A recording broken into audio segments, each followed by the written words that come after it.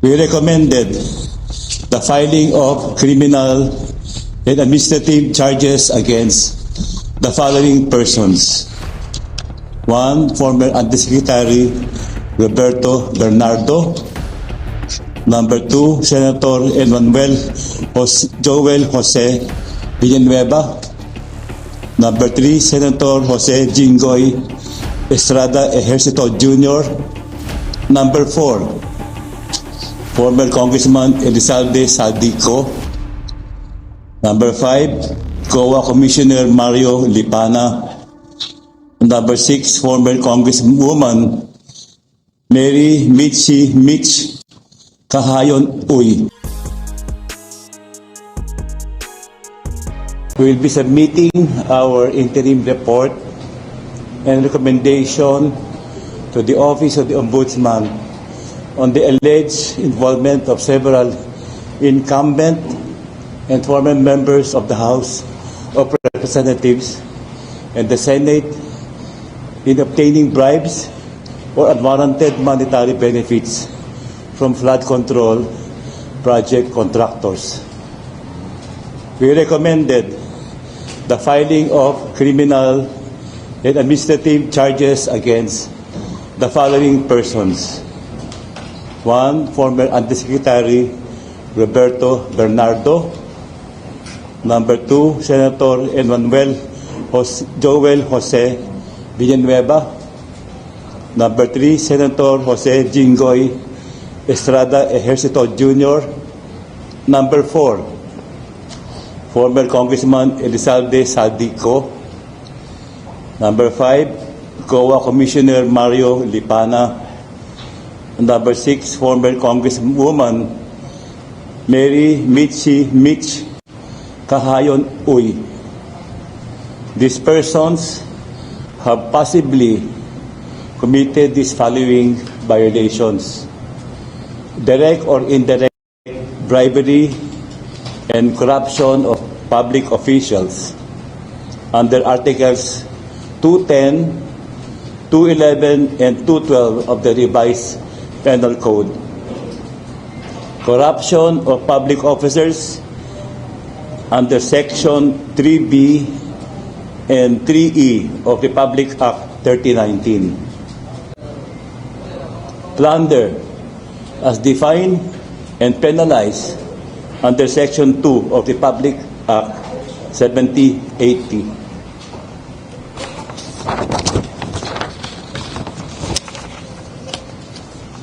Based on the testimonies and narrations of the witnesses, the scheme starts from the proponent, who is either a member of the Senate or of the House of Representatives, who will inform Engineer Alcantara that he or she has a budget allocated for infrastructure projects. Additionally, the scheme shall always involve flood control projects because the kickback is 25 to 30% and is higher than the kickback from other projects, which is only at 10%.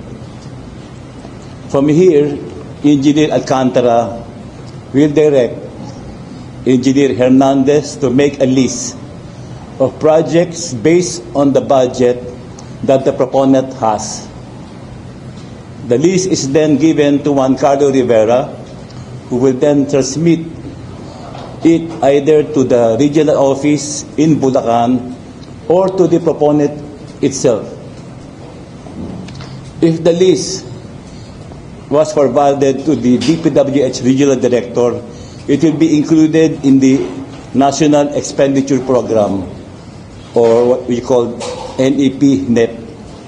On the other hand, if the list is given to the proponent itself, he or she would insert the projects in the House General Appropriations Bill, called HGAB, or bicameral insertions wherein it would be reflected in the General Appropriations Act known as GAA. Once the projects were reflected in the NEP, or GAA, Rivera would make a summary of the projects, while Engineer Alcantara would then choose the contractors who would then implement the project. This would trigger the payment or obligations or SOP to the proponent.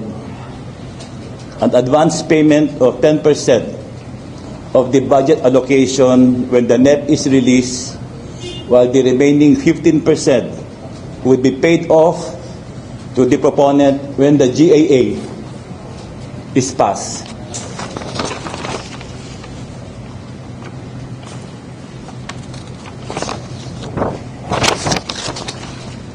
If the insertions were included in the GAA, the whole 25% SOP is given to the proponent. This 25% payoff is advanced by the contractors to ensure that the project will be awarded to them. Their testimonies and affidavits named the above-mentioned government officials or former government officials as primarily involved with these violations.